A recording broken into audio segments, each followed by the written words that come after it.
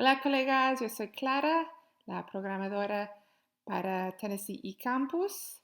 Um, este video es para los cursos de 2010 y 2020. So in this video, we are going to look at the Vista Supersite. I did talk a little bit in video 1. If you've not yet watched that, I recommend doing that first. So when you log into VHL, you will see the overview of your courses. Obviously, this has an overview of all the courses. You will see underneath each course, you will see the number of sections that you are teaching, between 1 and 4, I imagine. So I'm teaching this course, and if I click on the settings icon, you can see that I've got the option to log in as sample student. This is a great feature that allows you to see how the course functions from a student's perspective. If I click on the other course I'm teaching, I've not created it yet, and I would just simply click on this link, and once you've done that, you will see one student pop up under that section, and that's just your dummy student that appears. Here is the dashboard for your section. Now that I've clicked on my section, I have an overview. Before I go in, I can see the student average. So the activities are split into aprender, practicar, and mostrar. Aprender is the most basic level of comprehension of the grammar and vocabulary. Then practicar, and then mostrar being the cumulative assessments. Aprender, it's going to be watching tutorials, reading, pronunciation activities. So one of those activities is where it uses speech recognition. This is the exact same software that you have when you use voice to text, or when you use Google Translate. The software recognizes students' voices. Obviously, these can occasionally be frustrating to students when they think they're saying the word correctly, but it's still a good activity to help students. These are pass-fails. You can see when you click on the grade settings, this is a credit activity, so students can do it.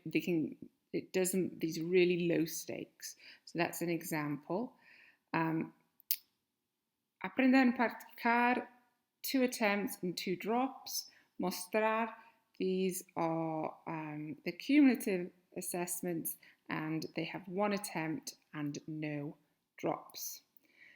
Students at any time can make a request for help, as well as a request for a grade review. So here I have 1 student, and that student has made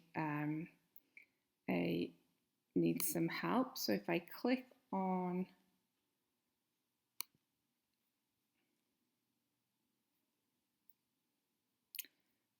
this is and this shows all the pending help. So help requests that have been processed, those that have been pending, as well as score reviews. So this is just let's have a look.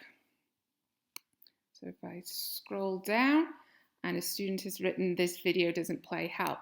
This is really common because of the Flash software.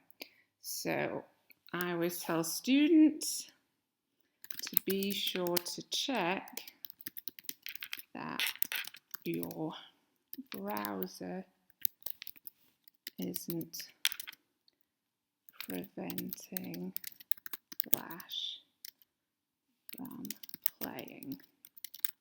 Click on the icon next to the address in the address bar. Oops.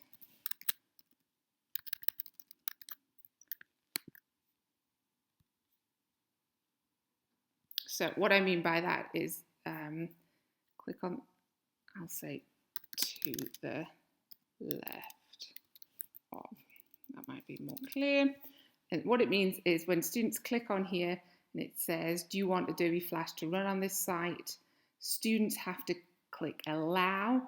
Sometimes it blocks it. So I ask students next to the left of the address bar, is there a diagonal line through the icon? Is it red? Is it grayed out? It depends on what browser you're using.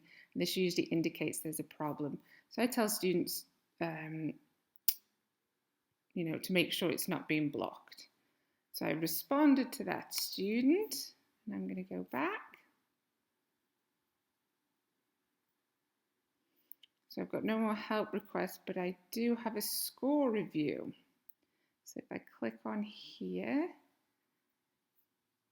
so as you can see here, even though this should be a capital C, points aren't taken off for capitalization.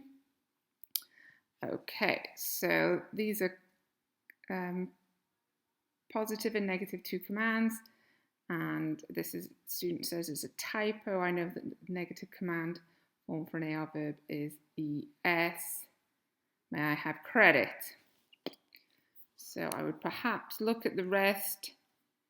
This student has got all the other ones correct. I will award partial credit. So I can see they've got 2 E's. So I think this is genuine, so I'm going to give them partial credit. Done. So this gives you an idea of how to do the help requests. So if I go back to the page, here there's only one assignment that you have to grade, and it's a mostrar assignment. There is one per unidad or lección, and they will pop up here, and they are the conversación. And we have an example of what it looks like here. Students only get one attempt, and en casa, cuando hablas con tus amigos. Now, if you notice that it begins to record as soon as the question is asked. So I tell students to just go through. ¿Dónde trabaja tu padre o tu madre? ¿Para qué vas a la biblioteca? So they can go through ¿Cuánto tiempo? And listen to each one. Para. And when they get to the end, they can redo it. And I tell students that they can redo it as many times as they want, and they can save their activity so they don't have to submit it. Some students don't believe that there's an actual person grading these, and they'll just record 20 seconds of silence. Some students will just do 20 seconds of complete nonsense. And how you grade it is up to you. If students are making a good attempt at answering the questions, even if they've got errors, I tend to give them full grades. Next to where it says descripciones, there's a few icons here. This is the icon that tells you it is a computer-to-person conversación. If the 2 little people were both coloured in black, then that would indicate person-to-person, and black and white is person-to-computer. Here, this tells you that there are relevant pages in the textbook that they can look at, and then the apple means that it's instructor graded. So this is the only one that you need to grade. This is a view that shows you all the activities. There's different ways to view the activities. Everything with a date is part of their grade for VHL. If it doesn't have a date, then they can complete it. It just won't count. So if they want more practice, there are lots of activities that they can practice. I hope you found this overview helpful.